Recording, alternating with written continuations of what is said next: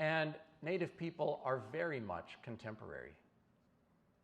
I was just up in Warroad. It's so amazing, a little town of 1,500 people that has produced 80 professional hockey players, numerous Olympic champions.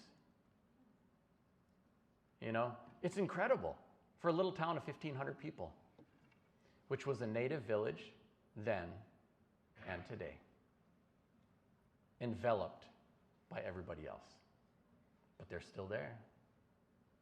And some of these guys are native, right? Henry Boucher, there's a video out now, the Electric Indian, there are all kinds of stuff. That's a very American picture. There are all kinds of modern and contemporary things to point to.